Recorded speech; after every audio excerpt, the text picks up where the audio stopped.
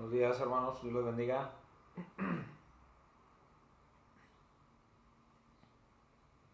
Saludos. Perdón que ya está conectado.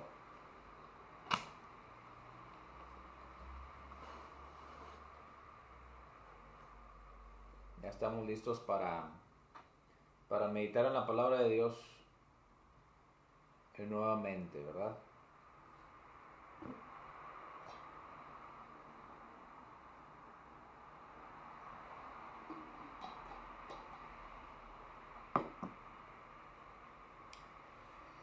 Y bueno, ya estamos aquí preparados. Nos tardamos un poquito por cuestiones técnicas, pero ya estamos más que listos. Deseándole buen día, deseándole que esté bien junto con su familia. Si gusta dejarnos por ahí los comentarios, cómo se encuentra, saludo, etcétera. Si hay peticiones también de oración para que al final estemos orando.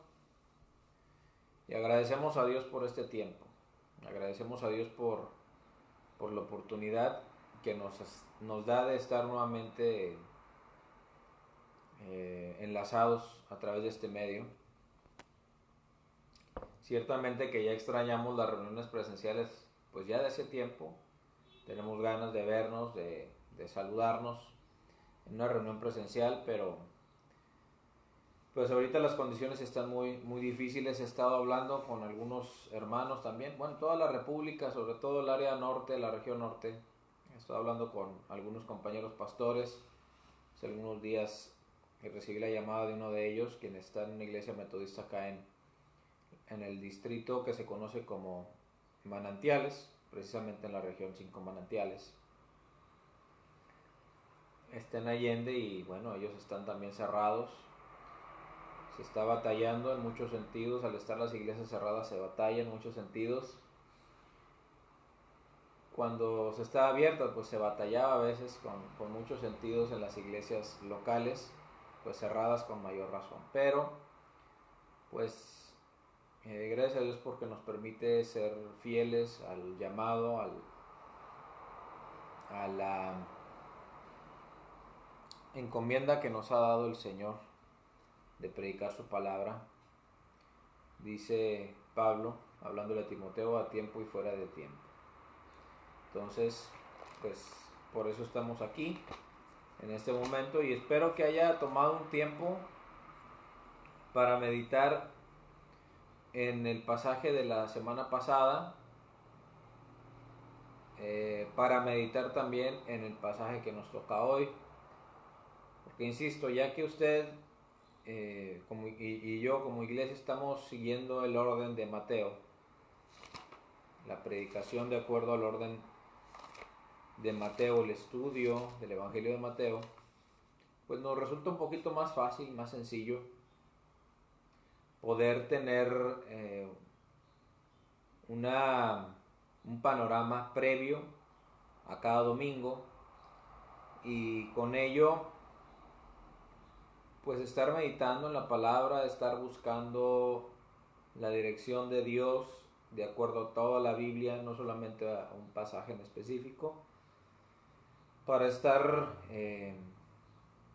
expectantes a lo que Dios nos puede estar diciendo. Y hoy nos toca precisamente el estudio de Mateo capítulo 8, versos 5 al 13.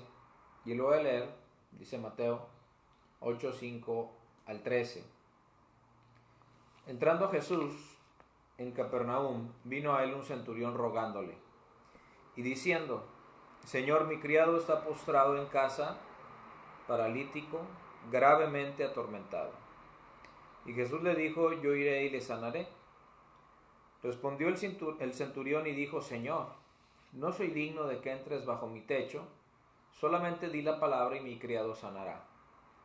Porque también yo soy hombre bajo autoridad, y tengo bajo mis órdenes soldados, y digo a este ve y va, y al otro ven y viene, y en mi siervo haz esto y lo hace. Al oírlo Jesús se maravilló y dijo a los que le seguían: de cierto os digo que ni aun en Israel he hallado tanta fe. Y os digo que vendrán muchos del oriente y del occidente, y se sentarán con Abraham e Isaac y Jacob en el reino de los cielos. Mas los hijos del reino serán echados a las tinieblas de afuera. Allí será el lloro y el crujir de dientes. Entonces Jesús dijo al centurión: ve, y como creíste, te sea hecho. Y su criado fue sanado en aquella misma hora. Bueno, leímos todo el pasaje donde nos habla de la sanidad del siervo del centurión, pero yo creo que no nos va a dar tiempo de ver todo lo que quisiéramos ver de este pasaje. Vamos a verlo en dos partes. A verlo en dos partes porque creo que es importante que lo veamos con detenimiento y que también permitamos que el mensaje pues haga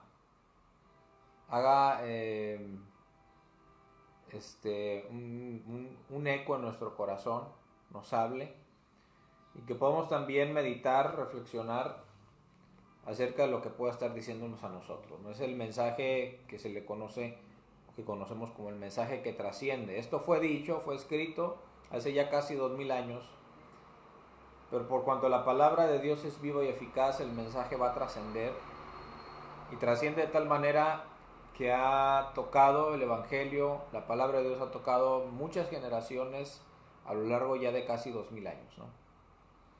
Entonces, recordemos que anteriormente mencionamos que los milagros que realiza el Señor Jesús, los hechos que Él hace, las obras que Él realiza, y específicamente de los milagros después del Sermón del Monte, vienen de alguna manera a señalar el amor de Dios y el favor que Dios tiene para con su humanidad, ¿no? Ya en el Sermón del Monte queda puntualizado la trascendencia del mensaje de Cristo por encima de la ley. No viene Jesús a abrogar la ley, ciertamente, sino que viene a trascender la ley, y lo hemos mencionado muchas veces, y no vamos a dejar de hacer énfasis en ello cuando Jesús menciona: oísteis que fue dicho, mas yo os digo. Cuando Jesús dice: no piensen que he venido a abrogar la ley, he venido a cumplir, y el verbo ahí utilizado es darle plenitud, plerosai, darle plenitud al mensaje que en algún tiempo, ¿verdad?, los anteriores a Jesús y los contemporáneos de Jesús entendían como un mensaje eterno, como la ley, algo divino. Jesús dice: ciertamente la ley fue dada para conocer la voluntad de Dios, pero queda sin poder si no se realiza con la actitud correcta, que es el amor. La actitud correcta a cualquier ley de la palabra del Señor debe ser el amor. Mismo Pablo lo dice en 1 Corintios 13, ¿verdad?, donde menciona que si yo tuviere lenguas humanas y angélicas, tuviere fe, tuviese la capacidad de dar dinero a los pobres, de dar mi cuerpo para ser quemado, dice, pero no tengo amor, nada soy. La actitud importa mucho. Entonces vamos a puntualizar con respecto a los milagros. Primero que nada, tenemos que poner sobre la base de que los milagros nunca fueron hechos por Jesús como actos independientes independientes en el sentido de la voluntad del Padre, y ajenos, ¿verdad?, a la voluntad del Padre, o realizados por el simple deseo, ¿verdad?, capricho de un Jesús que pareciera que a veces, no sé, ¿verdad?, se tiene la idea como si Jesús anduviera por la calle tocando a la gente y sanando a uno y a otro. No es eso la actitud de Jesús. No hace Jesús un milagro, no hace Jesús una señal, no hace Jesús un hecho poderoso sin que detrás de este hecho esté el amor. Porque otra vez, 1 Corintios 13, y no tengo amor, si hago cualquier cosa, y aunque tenga la fe capaz de mover, ¿verdad?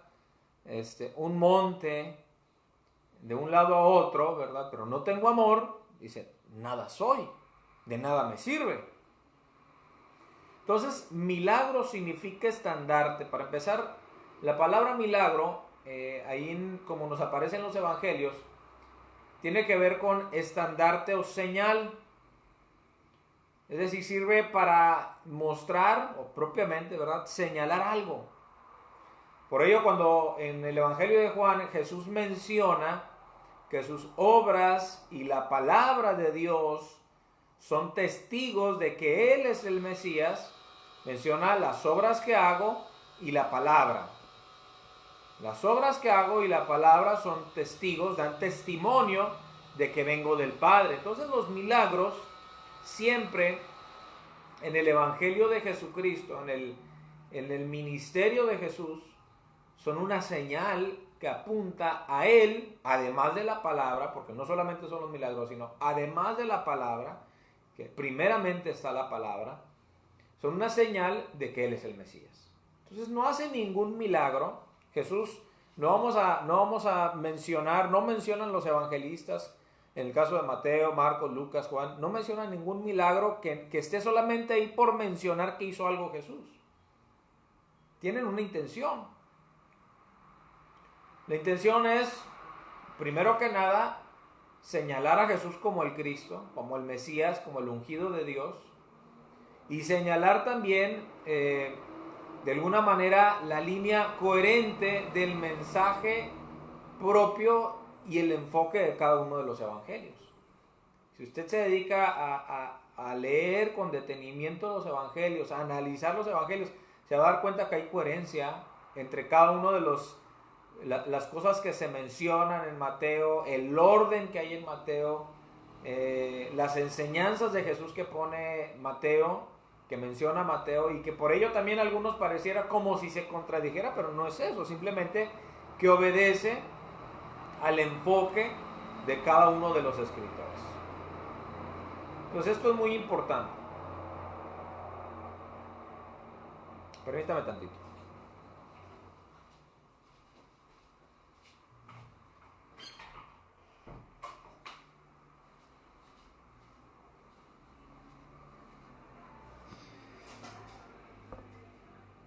Curiosamente hoy domingo, ¿verdad? Aquí en la oficina, en la mañana casi nunca hay mucho ruido y ahorita hay mucho ruido.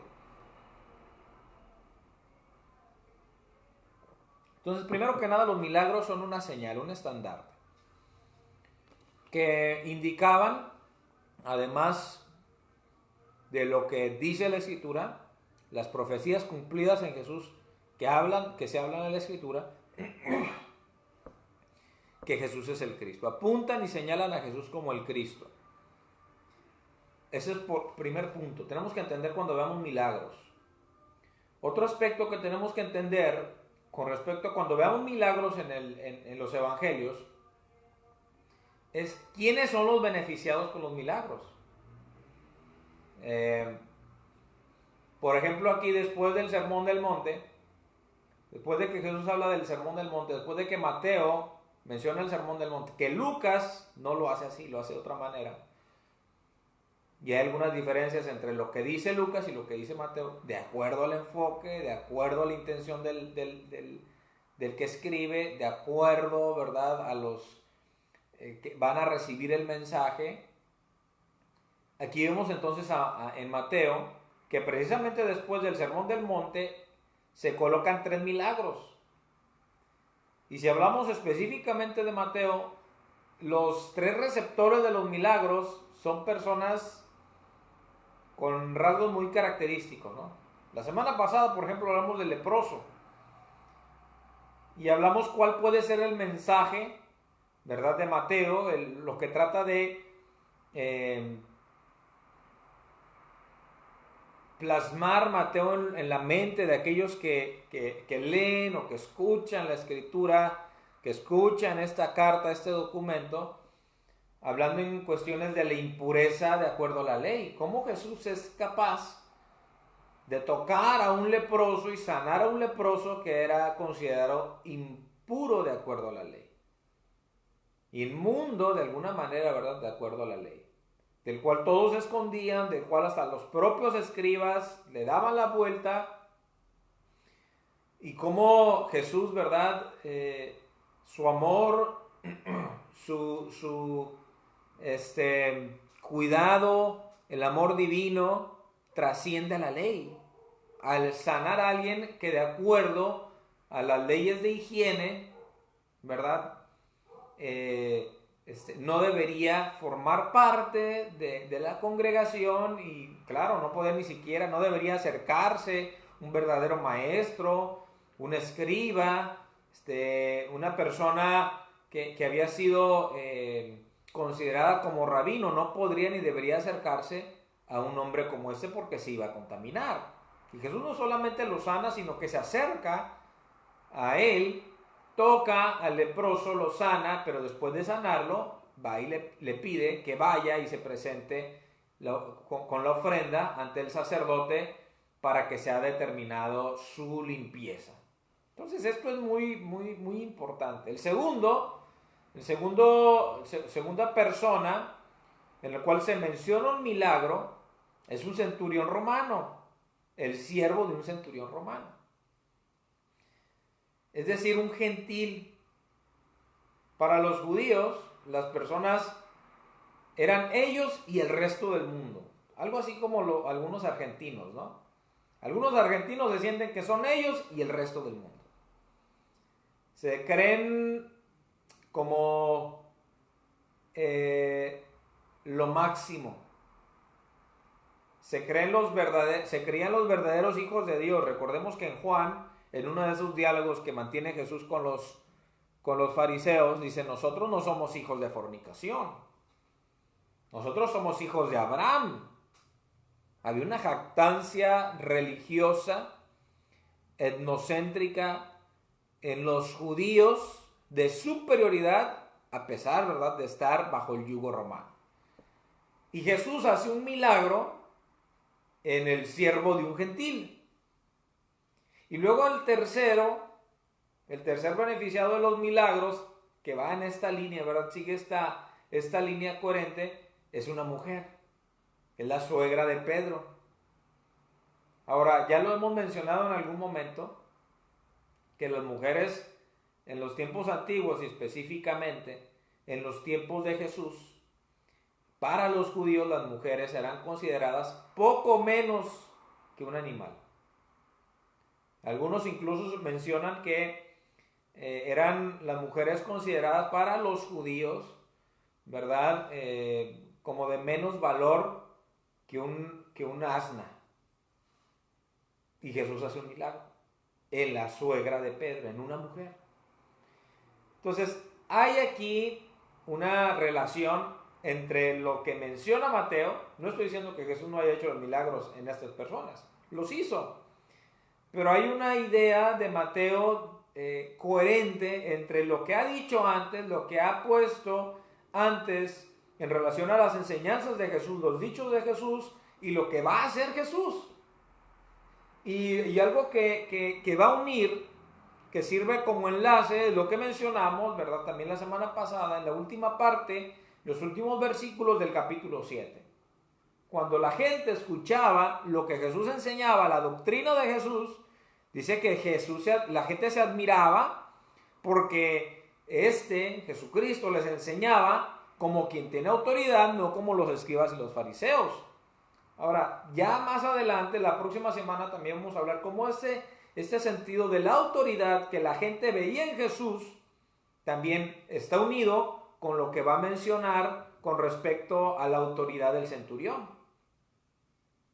Porque la autoridad en los tiempos antiguos es ¿de qué escuela saliste? ¿De qué familia eres?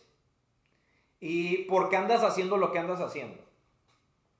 En el caso de los fariseos, ellos al pertenecer a una escuela rabínica, en eso basaban su autoridad. Los profetas igualmente al pertenecer a una escuela profética. Los sacerdotes al pertenecer a una familia. Y Jesús ni era hijo de sacerdote, ni hijo de profeta, ni había salido tampoco de ninguna escuela rabínica. Por eso le preguntan, ¿con qué autoridad haces estas cosas? Cuando la gente entonces dice que se sorprendía la gente de su doctrina porque enseñaba con autoridad, es que realmente su enseñanza era coherente. Y más que coherente también, por la unción del Espíritu Santo que estaba sobre él, a razón del momento en el cual el Espíritu Santo lo llena, en el momento del bautismo, hizo todo lo que hizo Jesús. Jesús antes del bautismo no hizo ningún milagro. Jesús antes del bautismo no habló ni enseñó nada. Jesús antes del bautismo no es tentado, no nos menciona en la Escritura que fuera tentado. Pero después del bautismo enseña, es tentado, enseña y hace milagros. Entonces, podemos decir en este sentido, a una manera que la podemos entender, Jesús es el Cristo, hablando de que la palabra Cristo remite a Mesías, y Mesías significa el ungido, hasta después de su bautismo. Él es Dios, pero necesita ser ungido en su humanidad, en su naturaleza humana, necesita ser ungido por el Espíritu Santo para realizar los milagros. Ya lo hemos mencionado antes, que Jesús no hace ningún milagro en su naturaleza divina. Siempre lo hace escuchando la voz del Espíritu Santo y en obediencia al Padre. ¿Me explico? Entonces también todo lo que va a hacer que la gente entiende como obras que están hechas con autoridad, doctrina que está enseñando con autoridad, es que a pesar de que los demás tuvieran su autoridad en la escuela rabínica, en su linaje, en su escuela profética, Jesús, la autoridad de Jesús radica en la unción del Espíritu Santo. Y eso basta. La unción de Jesús radica, la autoridad de Jesús radica en la unción del Espíritu Santo, no en otra cosa. Y esto es algo muy importante porque a veces basamos la autoridad de una persona de acuerdo a sus credenciales. Y las credenciales de Jesús no tienen linaje, no tienen escuela rabínica y tampoco escuela profética.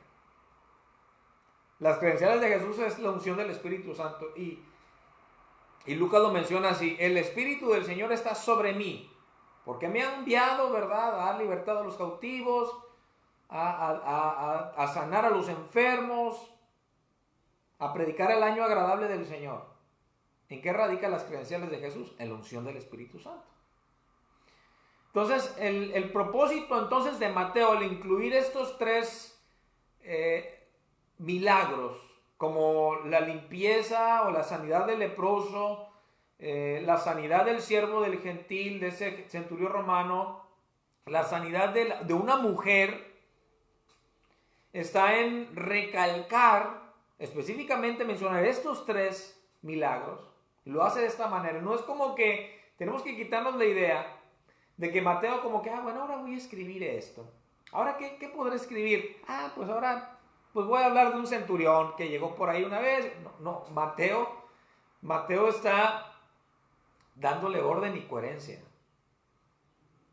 Está estableciendo un orden de acuerdo a su propósito. Está acomodando hechos, acomodando enseñanzas, acomodando la obra salvífica y el ministerio de Jesús de una manera que la gente pueda comprender el propósito del evangelio de Mateo. Algo que tal vez no nos ayuda mucho, que nos ayuda, es beneficioso, pero a la vez no, son la división en capítulos y versículos, y luego peor todavía, la división en temas y subtemas. Porque muchas de los temas no venían originalmente en Mateo. Los capítulos y versículos no estaba dividida los libros o los evangelios ni los libros del Antiguo Testamento en capítulos y versículos. Es beneficioso en el sentido de que nos permite ubicarnos a todos en el mismo lugar rápidamente, pero es perjudicioso, nos perjudica en el sentido de que nos basamos en los versículos y capítulos. Ok, aquí terminó el 8, verso 29, hasta aquí dijo e hizo Jesús eso y bueno, ahora no, hay que unirlos. Hay que unirlos. Hay que aprender a leer sin hacerle mucho caso cuando leamos, cuando estudiamos la escritura, sin hacerle caso a los capítulos y versículos, sino simplemente tratando de unir las ideas y llegar a la coherencia en cuanto al mensaje que nos está dando la persona que lo escribió, o las personas que lo escribieron. Entonces el propósito en sí de Mateo, al poner de esta manera los milagros, el leproso, el siervo del centurión, la suegra de Pedro, es primero que nada recalcar el amor divino para todos, ¿no? El capítulo 5 de Mateo ya lo vimos, y ahí nos vamos a remitir varias veces ahora que hablemos del centurión. El 5, versos 43 al 48 dice: oíste que fue dicho, amarás a tu prójimo y aborrecerás a tu enemigo. Pero yo os digo, amad a vuestros enemigos, bendecid a los que os maldicen, haced bien a los que aborrecen, y orad por los que os ultrajan y os persigan, para que seáis hijos de vuestro Padre que está en los cielos, que hace salir su sol sobre malos y buenos, y que hace llover sobre justos e injustos. El amor divino, ¿para quién es? Para todos. O sea, no tenemos la idea de que Dios ha escogido a unos y a otros no. Dios a todos los ha escogido, pero todos deberían tomar la decisión de servir a Cristo. El problema es que cada uno en su libertad decide si seguir a Cristo o no, si creer en Cristo o no. Eso lo dice Juan 3:16. Él mandó a su Hijo morir por todos, pero no todos lo eligen. Ahí entra el aspecto del libre albedrío, de la voluntad humana. Él nos ha escogido a toda la humanidad para ser salvos. El problema es que no todos, en su decisión, ¿verdad?, voluntariamente han elegido a Jesús. Ese es el problema. El amor divino es para todos. Estos pasajes, estos tres milagros nos están enseñando primordialmente que el amor divino es para todos. Otra cosa es que Jesús, estos pasajes nos están remitiendo nuevamente al aspecto de la autoridad. Sirven para mencionar que Jesús no solamente tuvo buena doctrina, enseñó bien, o enseñó de una manera muy hermosa, sino que puso en práctica lo que enseñó.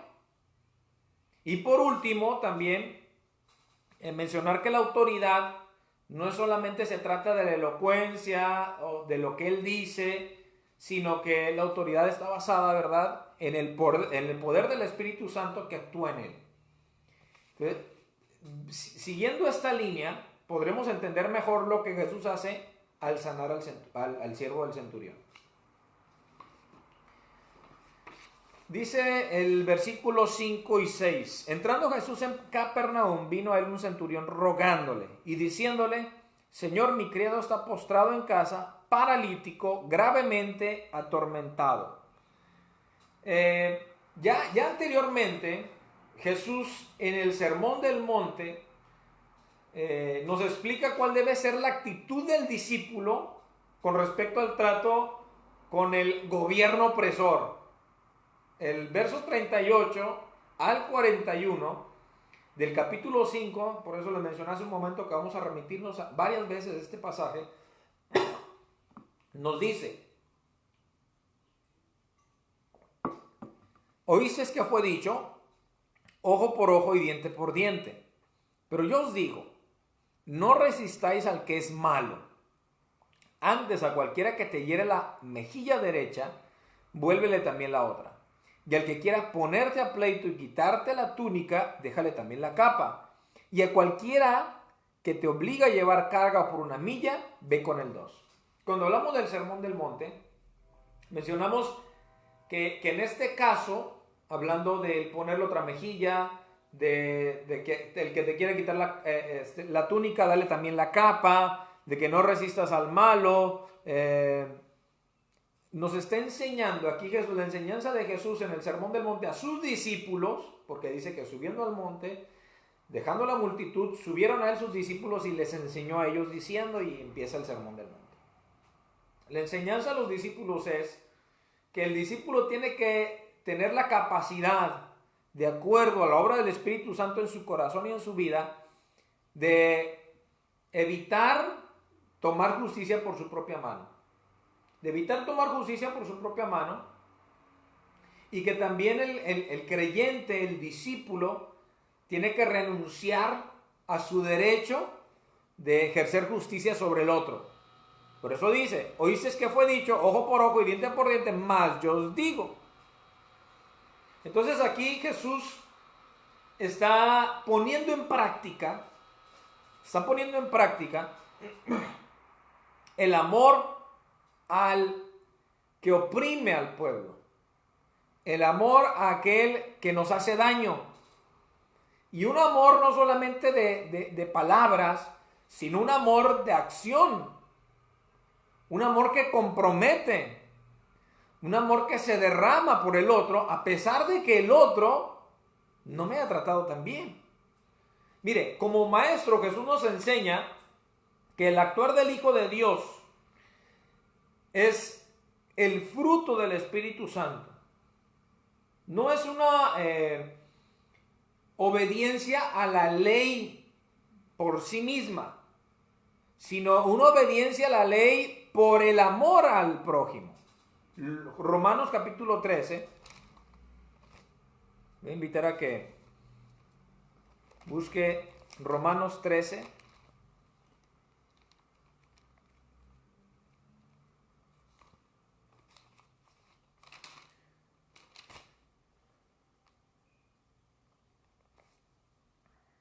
Dice el verso 8, no debáis a nadie nada, sino el amaros unos a otros, porque el que ama al prójimo, y fíjese que anteriormente está hablando del tributo, está hablando del impuesto, dice el versículo 7, pagad a todos los que debéis.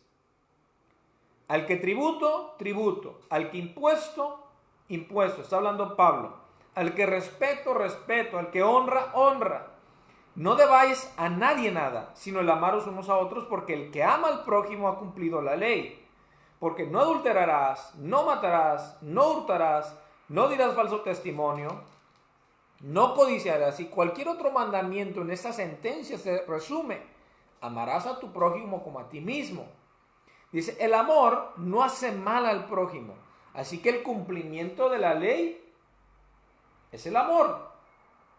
Entonces el fruto del hombre o del cristiano que está lleno del Espíritu Santo es la obediencia a la ley de Dios. Pero no una obediencia a la letra en sí, sino una ley que nos invita a amar al prójimo. No se trata solamente de no hacerle daño a nadie, porque usted, por ejemplo, cuando le predicamos a alguien del Evangelio, decimos, bueno, es que todos somos pecadores. Dice, yo nunca le hago daño a nadie. No mato, no robo, oro por mí. Oro por aquellos que necesitan, ¿verdad? Oro por aquellos que están pasando dificultades. Es más, cuando vamos a comer, mis hijos y yo, y dale de comer, Señor, a aquel que tiene necesidad. Pueden decir mucha gente eso. Podemos decir muchos de nosotros eso. Pero lo que está diciendo Pablo, que el amor al prójimo es el cumplimiento de la ley. Pero compromete. El amor nos compromete a la acción. No solo a la oración, porque a veces pensamos que, bueno, hay que orar. Y está bien, no está mal orar, pero si la oración no te compromete a la acción, la oración es infructuosa. Es infructuosa. Dice, el cumplimiento de la ley es amor al prójimo. La ley se cumple cuando amamos al prójimo. Por eso Agustín de Hipona decía, ama y haz lo que quieras. Si en verdad amamos al prójimo, podemos hacer cualquier cosa. Si en verdad hay amor, cualquier cosa puede hacer. ¿Por qué? Porque el amor construye, el amor realiza, el amor edifica. Contrario a lo que menciono ahorita todas las ideologías de género, ¿verdad? Que el amor es amor, no importa. No, si es una acción irracional, antinatural, esa no construye, esa no realiza, esa no edifica. No es amor. El verdadero amor edifica, construye, realiza. Y si alguna práctica es antinatural, por lo tanto, por definición misma, no realiza, no edifican.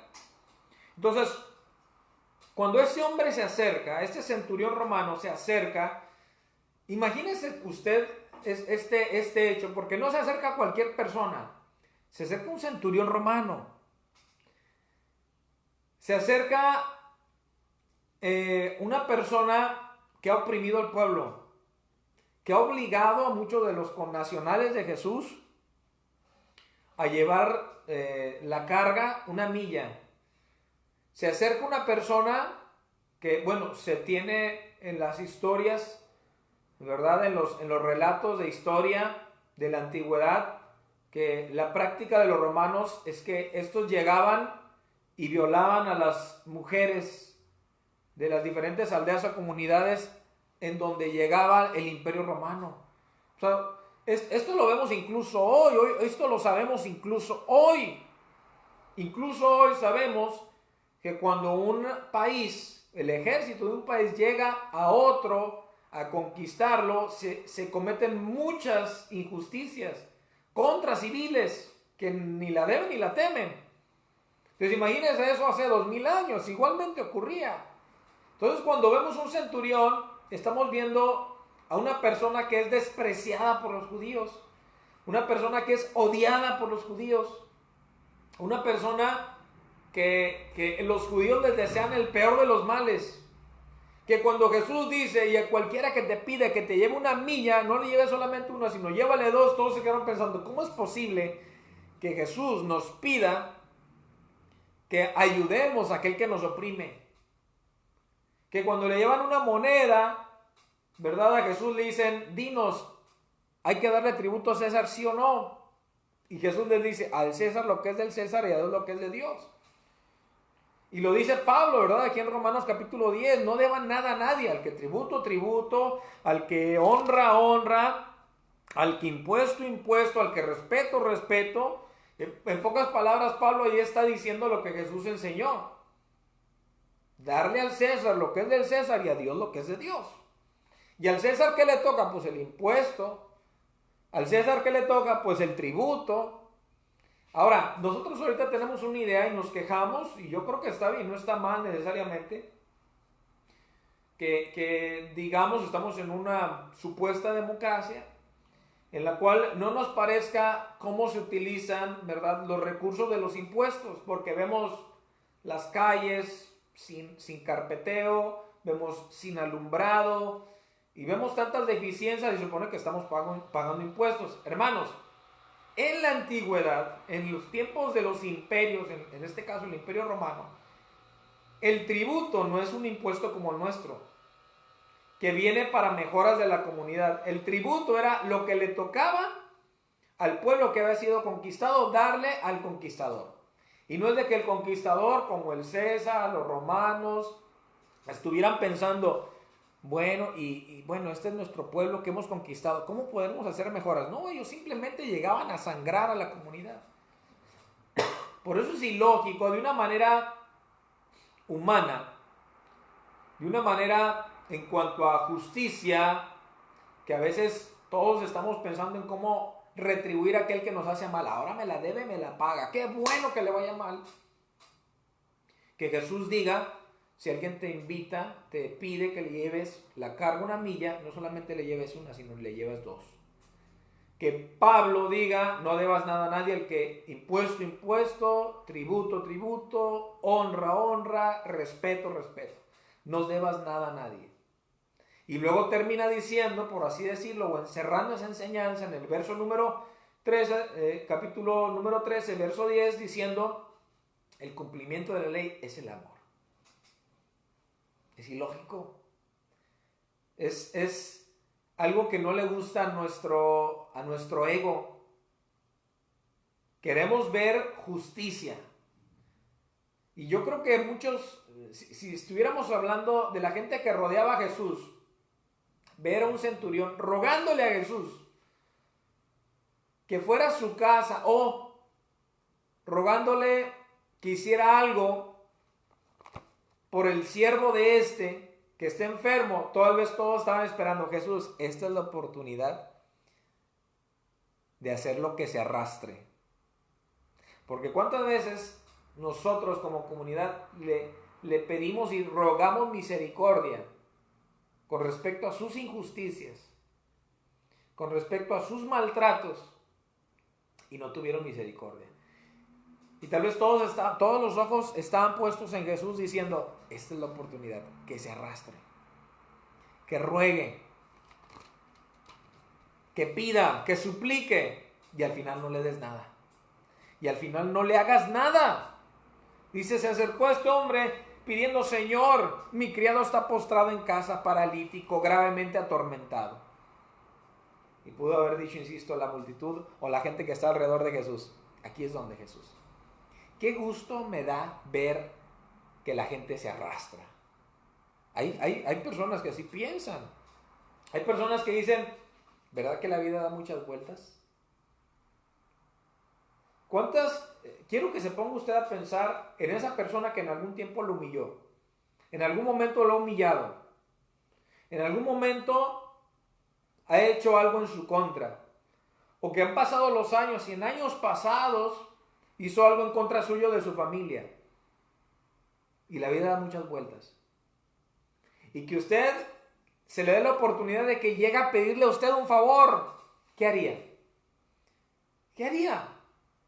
De acuerdo tal vez a nuestro egoísmo diríamos, qué bueno, excelente, así te quería ver. ¿Verdad que la vida da muchas vueltas?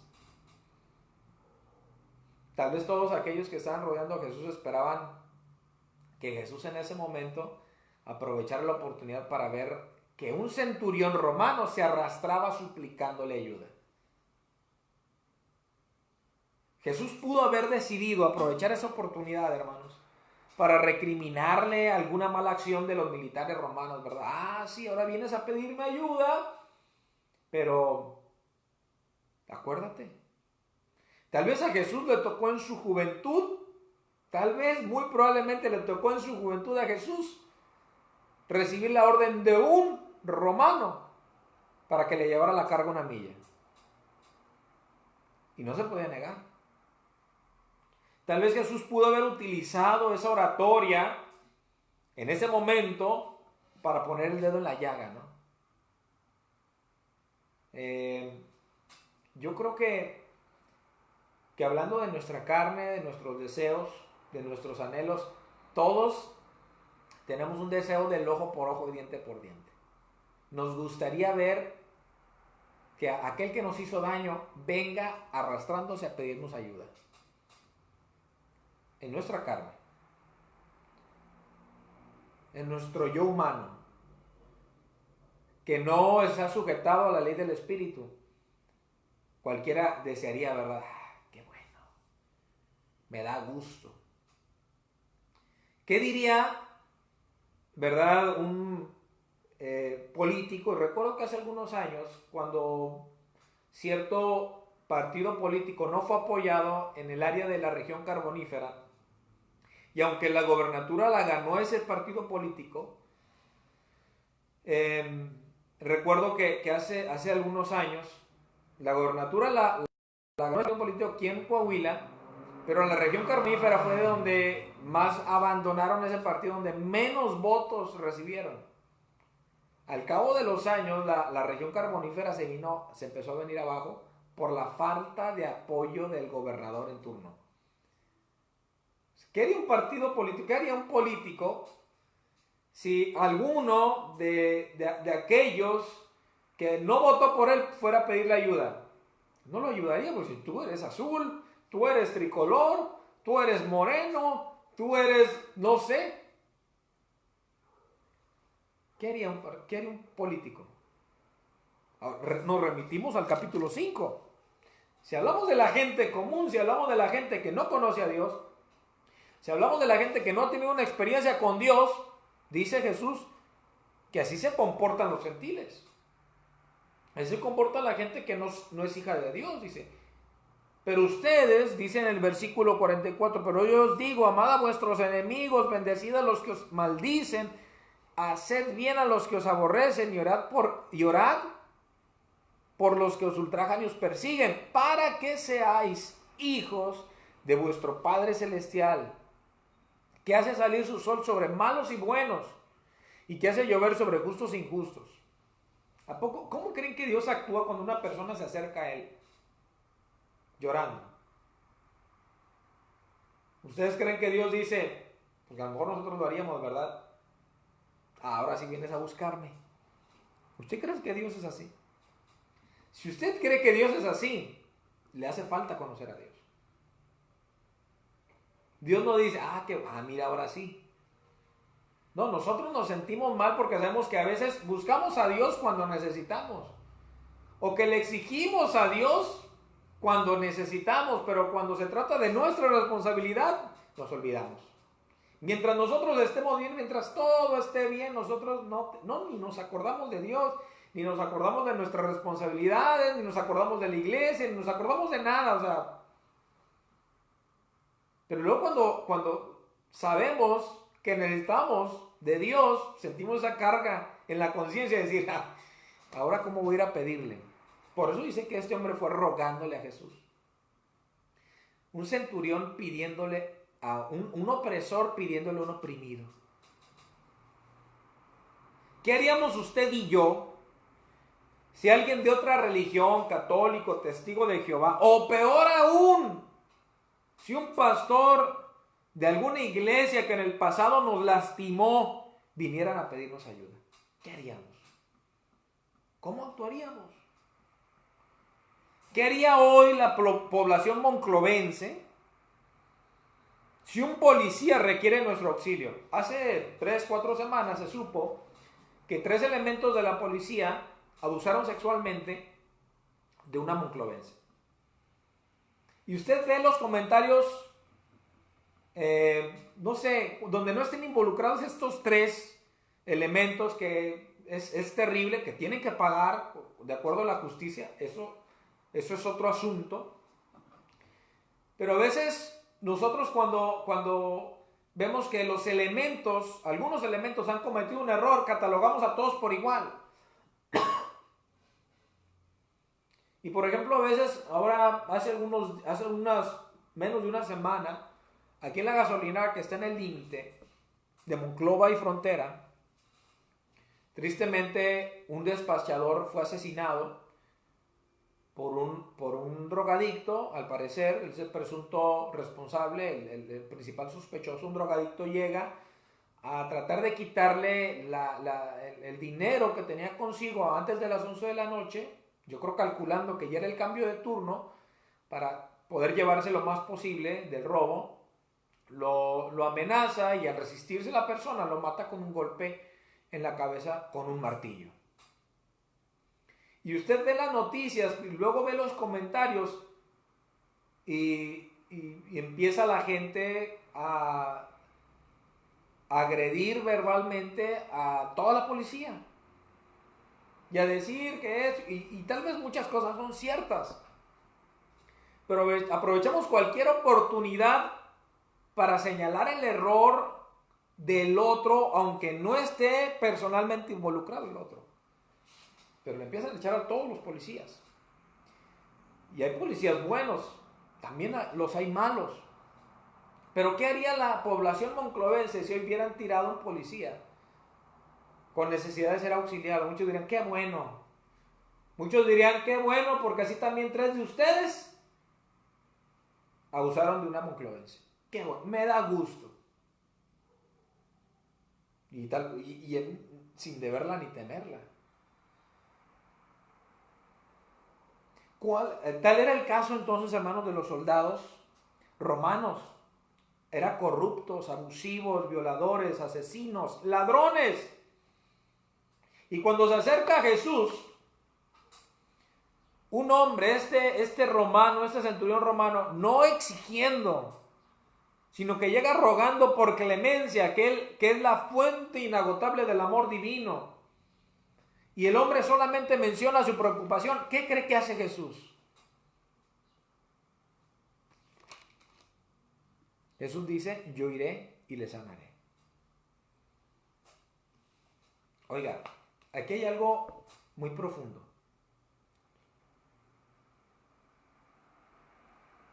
Mateo nos presenta a Jesús como Emmanuel, Dice, llamará su nombre Emanuel. Y será su nombre Emanuel, Dios con nosotros. Si Jesús es Dios con nosotros, y Jesús, cuando se acerca a un corrupto violador o uno del grupo de los corruptos, los violadores, los asesinos, los opresores, Jesús dice, yo iré y los sanaré. Nos está enseñando demasiado de cómo actúa Dios. Nos está diciendo demasiado de cuál es el carácter de Dios con respecto al hombre que humillado se acerca a Él. Este hombre rogando se acerca y le pide, Señor, ayúdame. Y Jesús dice, yo iré y le sanaré. Ahora hay algo aquí muy, muy bello, hermano. Porque la palabra yo iré y sanaré, el verbo sanaré, me puse, ayer que estaba terminando, me ponía a pensar que había algo más ahí. La palabra sanaré, en el griego es terapeuso. Terapeuso, le suena, ¿no? Le suena la palabra terapeuso. Inicialmente, la palabra terapeuso involucra o incluye inicialmente una terapia médica. Cuando Jesús dice, yo voy y le sanaré, está implicando la atención o el servicio médico a una persona enferma. O sea, Jesús está diciendo, yo voy a ir a donde está Él y voy a hacer algo para que se sienta mejor. Sáquese la idea usted porque no sé dónde, tal vez las películas, tal vez ver tanto esa película de Todopoderoso nos dio una idea totalmente equivocada de los milagros, totalmente equivocada de Jesús, como si ésta anduviera nada más sana, tú levántate, tú también, ciego, no, o sea, Jesús no actuaba así. Jesús no hacía milagros por capricho. Jesús hacía las obras que hacía, y cuando había milagros es porque expresaba el amor de Dios, aquel que tanto la necesitaba. Y entonces cuando vemos un Jesús que dice, yo iré y le sanaré, yo iré y le terapeuso, yo estoy dispuesto a ir a donde está tu siervo y a darle servicio, a atenderlo hasta que quede sano. Yo veo a un Jesús que se ofrece a ir a casa del centurión y dar atención médica con sus manos a un hombre enfermo. Yo le hago esta pregunta, ya estamos por terminar, pero yo le hago esta pregunta, ¿qué requiere más fe? Es decir, sé sano, ¿qué requiere más fe y amor? Sé sano, como algunos apóstoles, evangelistas lo hacen, o con nuestras propias manos ir a servir al enfermo. ¿Qué requiere más amor y fe? ¿Hacer una oración para que el otro sane de una manera instantánea? ¿O personalmente ir a donde está ese enfermo y hacer algo por él con nuestras manos? Digo, insisto, yo creo en los milagros. Yo he vivido milagros, yo he visto milagros.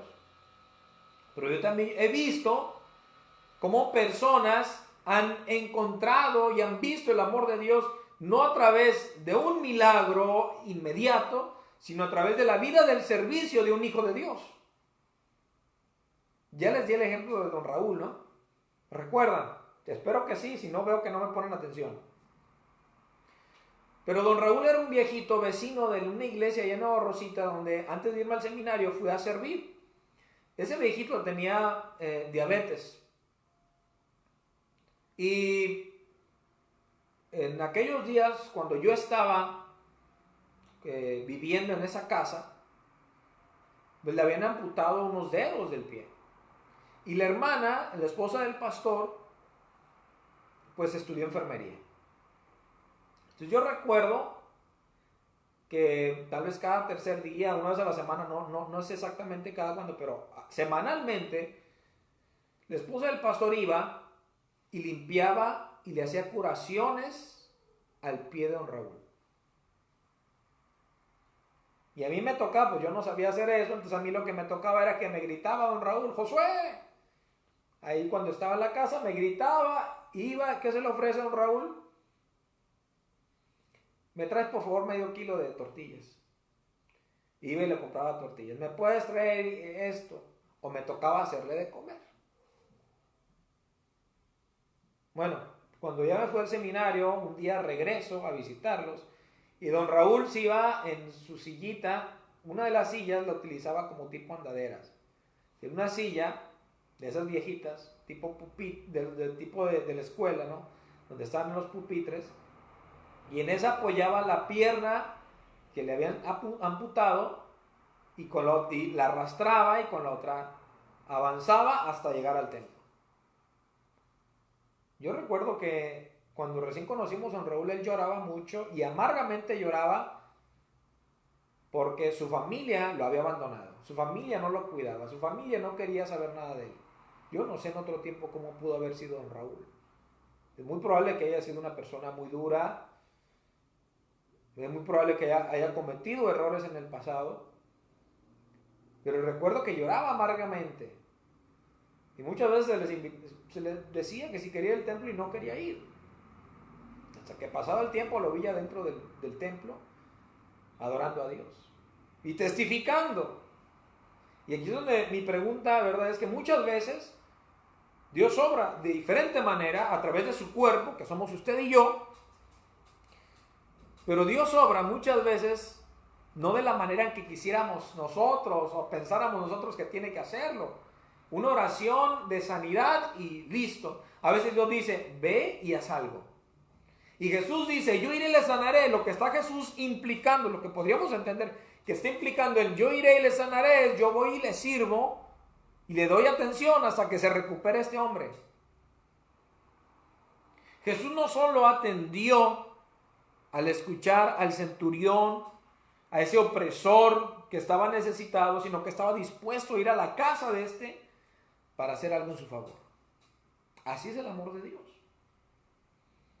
Juan 3:16. Porque de tal manera amó Dios al mundo.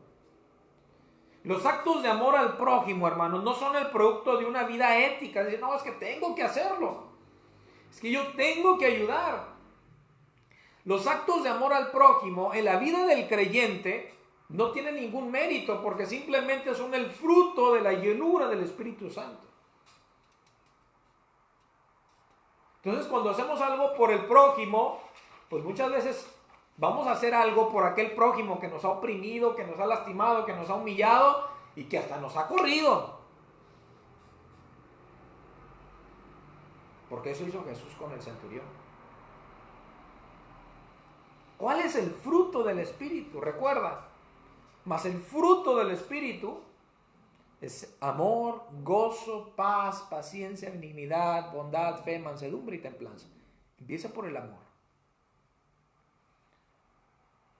¿El fruto del Espíritu es producto del esfuerzo humano? Claro que no. Por eso digo que no es una vida ética. La vida del creyente no está basada en la ética. Es que yo debo hacer esto. Sin una actitud correcta de nada sirve. Por eso Isaías dice que sus obras, las obras del pueblo, eran como trapos de inmundicia. Las buenas obras del pueblo eran como trapos de inmundicia. La vida cristiana no es producto del esfuerzo humano.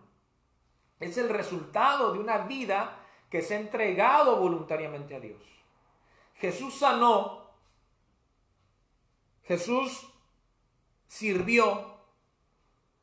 Jesús sirvió a él, sanó a enfermos, no porque dijera, sé sano, tú también levántate, ve ahora. Y como casi luna, más. No, Jesús sanó porque su corazón estaba lleno del amor de Dios. Jesús siempre actuó en obediencia amorosa a la voz del Padre y por el impulso del Espíritu Santo. Entonces este pasaje no terminamos de verlo. La próxima semana, si Dios quiere, lo terminamos. Pero este pasaje nos habla de que Jesús enseñaba con autoridad, de acuerdo a lo que dice en el capítulo 7, el verso 28 y 29, que la gente se admiraba de su doctrina porque enseñaba con autoridad, no como los escribas y fariseos, porque él ponía en práctica lo que había enseñado. Porque él les había dicho a los discípulos, amen a sus enemigos, y él amaba a sus enemigos. Él era judío, Jesús era judío. Insisto, Jesús pudo haber sido oprimido en algún momento por alguno de los soldados romanos, y cuando viene el centurión, no dice, ahora sí arrástrate. Así me gusta, que me rueguen. Así me gusta, la vida da muchas vueltas, qué bueno. No, Jesús en toda esa actitud dijo, yo iré y le sanaré. Estaba dispuesto a servir. Pero no es fácil servir al que nos cae bien. Es fácil servir al que no nos hace daño. Es fácil servir al que nunca nos ha hecho nada malo. Es fácil servir a que nos ha servido. Pero Jesús nos invita a servir a que nos oprime. A orar por el que nos difama. Y la vida del siervo de Dios así es. A veces nos toca servir a aquel que no ha hecho nada en favor de ti. Y todavía te reclama. Y todavía se enoja. Y todavía se molesta. Pero eso hizo Jesús. Aquel hombre que está en la cruz junto a él, anteriormente dice que los dos ladrones le injuriaban y le decían, si eres el Hijo de Dios, bájate. Pero llegó un momento en el cual uno de los dos dice, acuérdate de mí cuando vengas en tu reino. Jesús puede haberle dicho, ahora sí. Pero Jesús no dice eso, dice, de cierto te digo que hoy estarás conmigo en el paraíso. Ese es el amor de Dios, misericordioso. Aprendamos a hacerlo, también nosotros. Vamos a orar para terminar.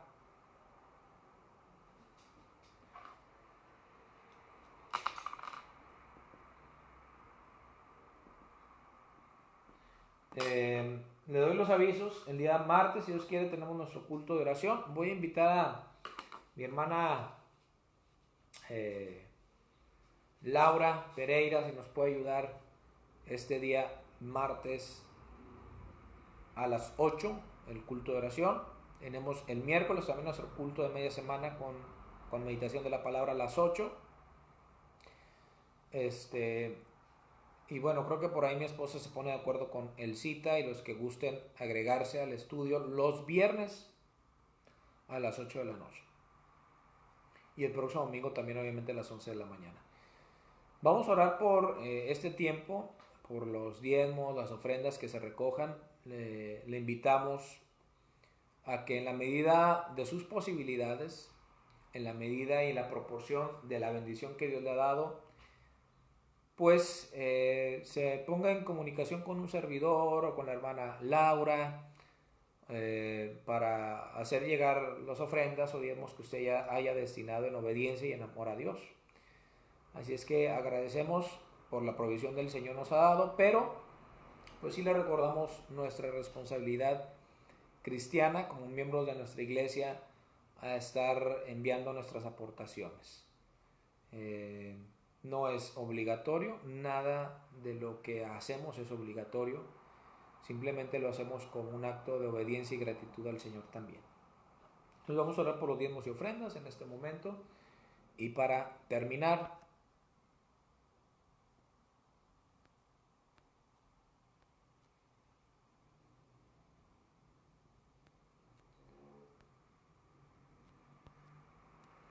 entonces vamos a orar en este momento. Dios, en el nombre de Jesús te damos gracias por este tiempo en tu presencia con mis hermanos, por la meditación de tu palabra, por los tiempos de cantos también delante de ti. Ponemos en tus manos, Señor, la vida de cada uno de tus hijos. Ponemos en tus manos las ofrendas, los diezmos que se han de recoger en los hogares de mis hermanos. Gracias, Señor, porque tú has provisto lo necesario, porque nos has dado de una manera abundante para lo necesario, Señor. Y con gratitud lo ofrecemos a ti, Señor. En el nombre de Jesús Te pido por tus hijos, por la familia de mi hermana Juan y López, que en estos días están pasando un momento difícil con la pérdida de su prima. Dales tu consuelo, Señor, que ellos puedan percibir tu amor cercano a sus vidas en este tiempo, y que su vida también, Señor, pueda comprender la necesidad que tenemos día con día de ti. En el nombre de Jesús oramos, Señor. Amén. Dios les bendiga, hermanos. Estamos terminando este tiempo. Le mando un saludo, un abrazo. Voy a leer algunos comentarios. Buen día, mi hermana Hilda, mi hermana Elvis, mi hermana Laura también nos saluda, junto con mi hermana Blanquita. Un saludo, hermana Blanquita. Hermana Elvis también, hermano Manuel y nuestra hermana Laura confirmando lo del martes. Bueno, muchas gracias. Les mandamos un abrazo. Cuídense mucho, por favor. Coman frutas y verduras. Dios los bendiga.